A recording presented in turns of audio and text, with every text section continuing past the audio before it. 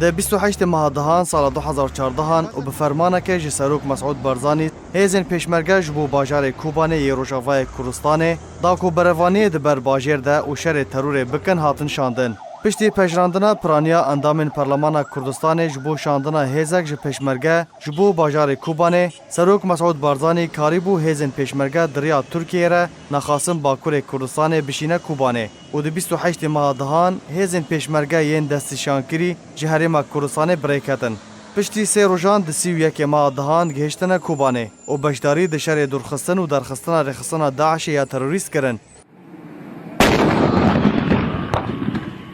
کوتانا او رخصتن مزنترین و مترسترین رخصتن د جهانی ده د دما هیزن پیشمرگه گهشتیه باکور کوردستان به بلند کرنا آلا کوردستان کردن باکور به گل و چیچکان پیشوازی لپیشمرگیان کرن همان هست و هلویز لجم خلق کوبانی جیبو و پیشوازیین گرم لوان کرن و کیفخاشی آخا آنین زمان